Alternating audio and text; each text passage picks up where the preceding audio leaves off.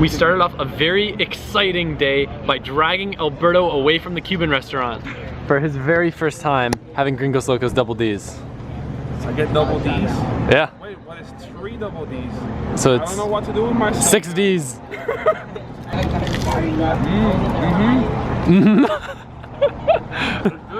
Starting off the day with Gringos Locos, my favorite thing. We're gonna go grab some gas and then head back to the shop so we can start the initial assembly of the 2JZ, GTE, VVTI, DSLR, Type X, version 6. I love Lizardi. Today is the first day that we are gonna start working on the 2JZ. First, we have to unwrap my special packaging, remove the warning label. That's my security for the 2JZ. We're basically gonna do what we did with the SR, except we're not gonna put it in the car. This one's gonna be a little more complex. Engine was fully machined. We still gotta clean the oil passages. But we won't have to measure tolerances or anything because those are already set straight from the machine shop. When they did the caps, they do all the tolerances perfect. So all I have to do is just start assembling this. It saves a lot of time going back and forward. In theory, I could have just dropped the engine off, written a check, came, picked it up, and been done with it. But I'm here because Alberto's my friend. I like learning the process. I like him kind of showing me what goes into it so I better understand what goes into the engine. I'm not an expert. I don't really know what I'm doing. So by capturing the process, I'm trying to kind of portray my learning experience. So hopefully both me and you guys can learn from Alberto and just be involved. It's really fun. It's not every day you get to assemble a built 2J. We normally have lots of audio issues in the shop, so I'm using my other camera hoping that it'll pick up the audio a little bit better. That way, A, I won't have to have the camera stuffed in Alberto's face, and B, we won't have all that white noise of all the fans, EDM music, and crying Lizardis in the background. Dun dun dun. The box deck for MLS head gasket is being bored to 87 millimeter. We're gonna run 87 millimeter, which is 40 over bore to get more displacement.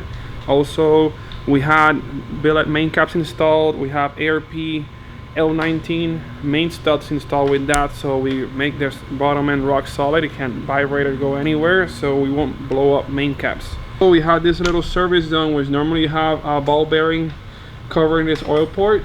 They take those out and they put threads so we can clean in there after machining and get everything out, and then they provide also plugs for it, which I'm gonna be installing later.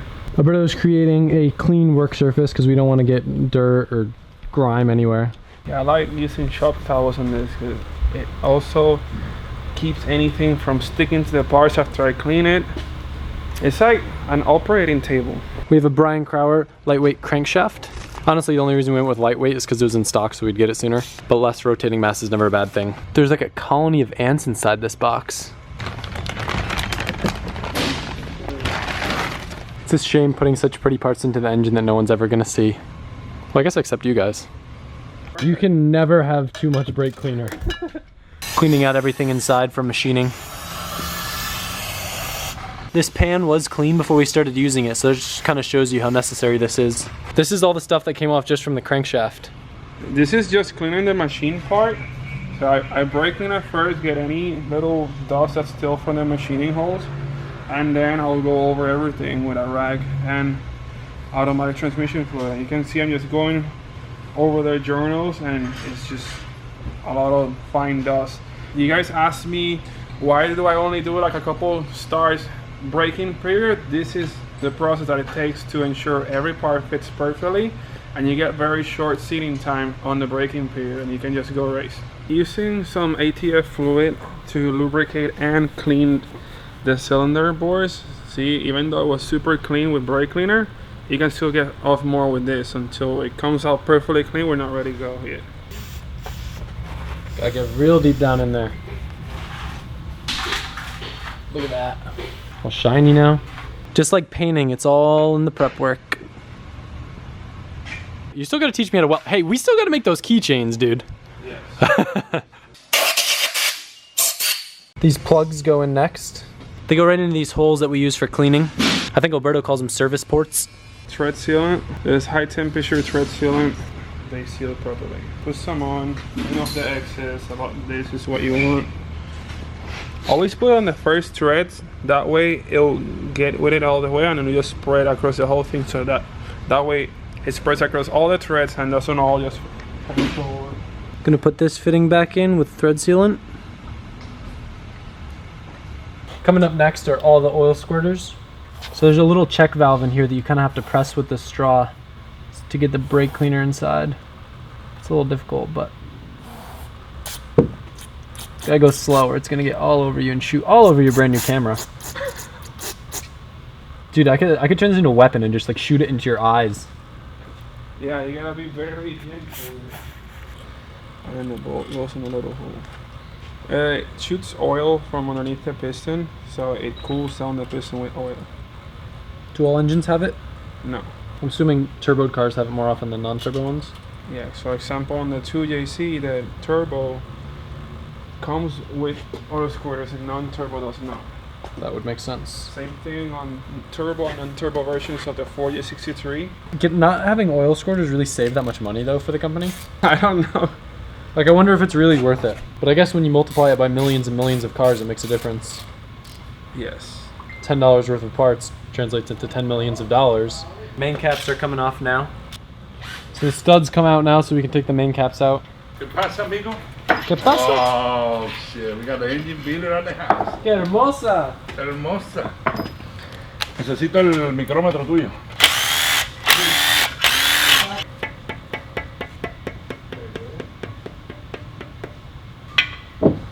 What do the stock ones look like? Do we still have them? We should show them as a comparison.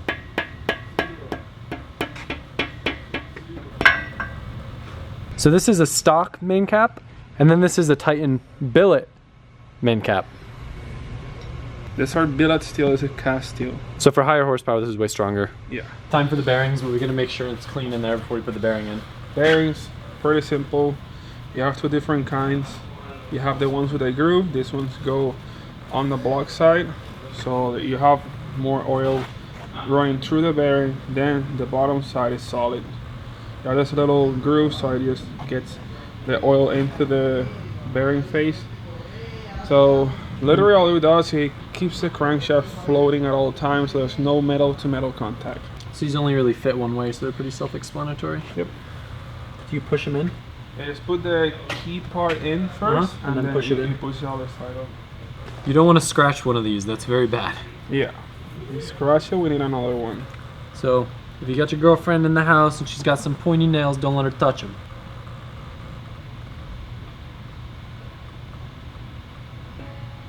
No, you don't want to scratch this either. And now before I center it, and I can install the block side thrust washers. Grooves go facing the crankshaft. Does the lubricant go on both sides or just the side with the grooves? Just the side with the grooves. Now they're only in the center. Is that just so it doesn't go back and forth? Yes. Got it. Oh, thrust. I get it. Yeah. What did we forget, Alberto? The oil pump drive gear. Heard ice cream and we just ran so fast. No, don't listen to him, it's crazy. I'm getting a chocolate taco. I don't know about you. Get a lemon light. Yeah, They're so good.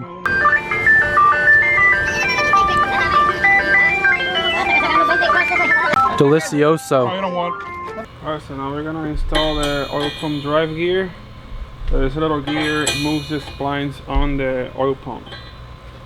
Really? You need the magic touch. Let me do it. Watch. Really? Wow, look at that.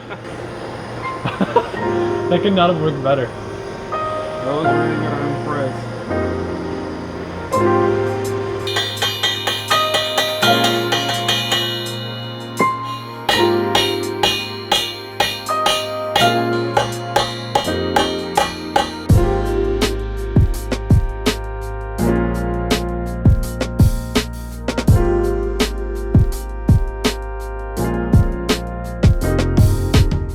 You gotta put some black ketchup on these nuts. They not sound weird. I just literally call it black ketchup. It's Moya Semberlu. I'm a new YouTuber.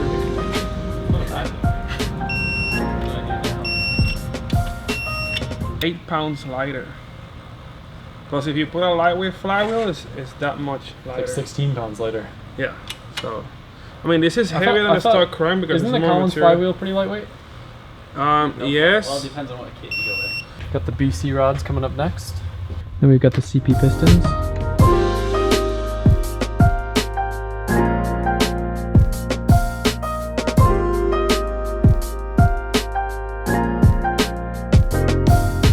Here's a shot comparison of the stock piston and rod to the Brian Crowler 3.4 stroker kit.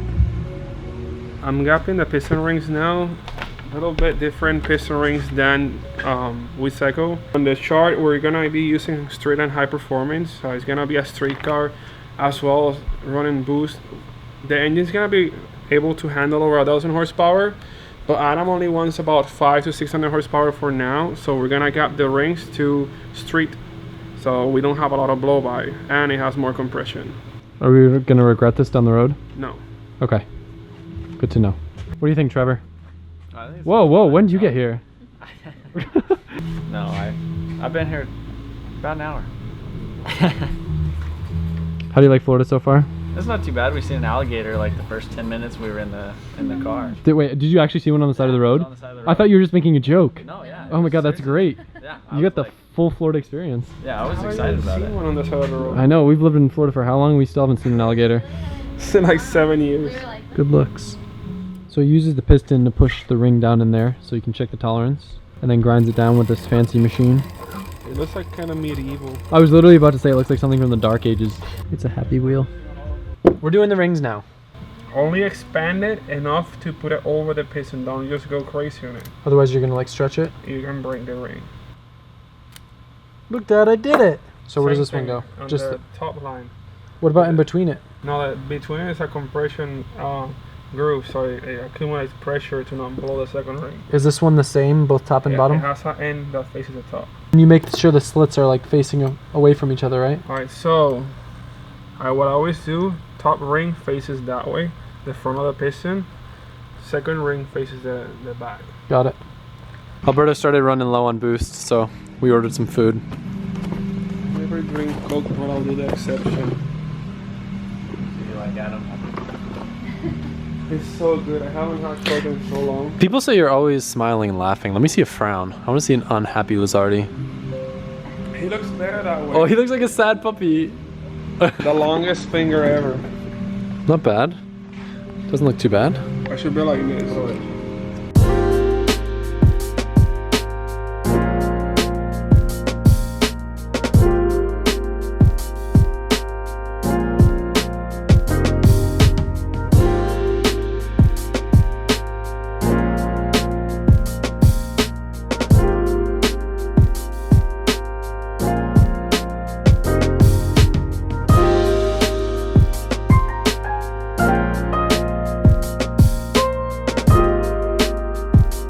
So unfortunately, we ran into our first problem. I guess it's common with stroker kits, but we didn't think that we'd have this issue. When you rotate the assembly, the rod actually hits the corner of the cylinder wall. So we're gonna have to grind it out. So we're gonna have to take apart what we've put together, unfortunately. This sucks. I didn't know it was gonna hit. Normally they will specify on the instructions. It wasn't there. So at least we didn't get too far with it. So we just gotta like take 4 rods back out and then take the crankshaft off, cover all the holes and grind, and then hopefully we grind enough so that we can put it back one time back together and then try again and make sure it fits. No freaking way. That is the coolest tool I've ever seen. That's like what the people use doing surgery. Yeah, That's a camera. Your engine right now. No way. Dude, that is the coolest thing. Wait, put it in my mouth. Oh my god. Ah. Alright, Big Boost, we gotta hustle, otherwise we're not gonna have this baby done in time for Race Wars. Alberto is going to be grinding the block down so we have clearance for the rods.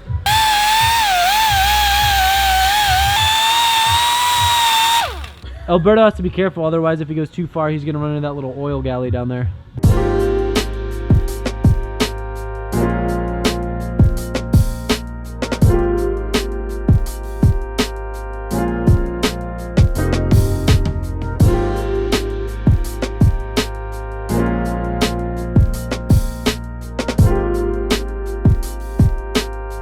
So So since my hands are too big for the cylinder bores, I'm having little boost.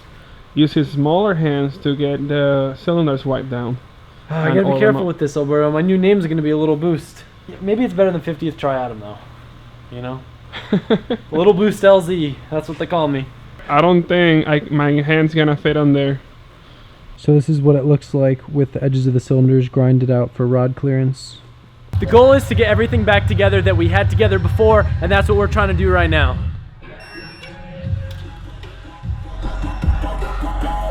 So it doesn't hit the cylinder edge anymore, and we put some grease in there just so we could see kind of how close it is, because how much grease it takes up will kind of be an indicator to us of what the clearance is, since we can't really get anything down there to measure. Alright, that's good. Very good, because we are now past where we got and had to backtrack. We have all the pistons in, all the rods in, the crankshafts in. Very, very nice. What are you doing now, Alberto? Well, now that we have all the pistons in, now it's a little harder to turn, so I need to actually put a bolt and a wrench to do it. There's no break-in period for the engines because Alberto just sits here for days straight, just spinning it around and around and around and around. Oh my god, I break in the engine with the wrench. It's like a game of whack-a-mole. Come on! Wait. Faster, faster, faster! Come on, Don Diablo! You got this! Are you tired? Come on, keep going. I'm playing. I'm still playing. ¿Cómo se dice boost in Spanish? That's a good question. I don't know. ¿Cómo se dice pressure? Presión.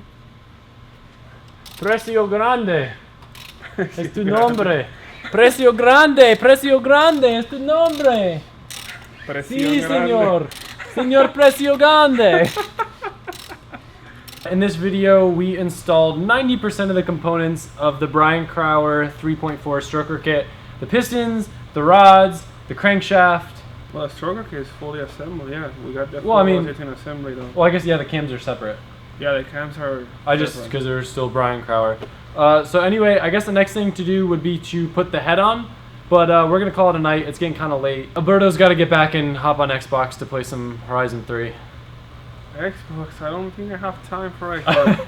I have been getting out of work so late this past week that I haven't been able to play with nobody. Timeline on the 2J, the main holdup right now is still the turbo. I think that's like 2 to 3 weeks out. I've got pretty much everything else figured out. So as soon as we get the turbo, we should be able to start kind of moving along. We'll probably do another update sometime within the next week. We'll put the head on, start putting on some of the other goodies that we have, like the pulleys, the manifolds, and that's when we'll really start coming together. But I'm like stupid excited for this. Also, another point that I want to make too, because like people have kind of been bringing this up, I'm not like making these videos, whether it be assembling a drift car engine or like the gaming simulator at home. I'm not doing this to be flashy. I'm not doing this to be like, oh, look at all this stuff that money buys. Like, if I wanted to do that, I would go and buy some sort of like exotic car and be flashy and all that dumb stuff. I'm trying to put money into cool projects that'll like help me better whatever my drifting, or stuff that makes cool content like the driving simulator stuff. So I want you guys to view it that way, because that's the last thing I ever want to come across as flashy. Like a lot of this stuff too, I'm getting sponsored by awesome companies. So I don't want to take them all across that way. Without you guys, this would not be possible. So huge thank you to you guys. I know a lot of you have been loving the engine build series. It's been a lot of fun for me. I've learned so much already. Like I feel like I could almost assemble 75% of an engine myself now. I think the only thing that I didn't really figure out how to do yet is just the gapping and the grinding of the rings. Yeah, we can probably do that later. Everything else has been like super self-explanatory. Tomorrow we are going to be rebuilding the engine out of Nicole's Miata. You're rebuilding that engine? I'm just kidding. I'm just kidding.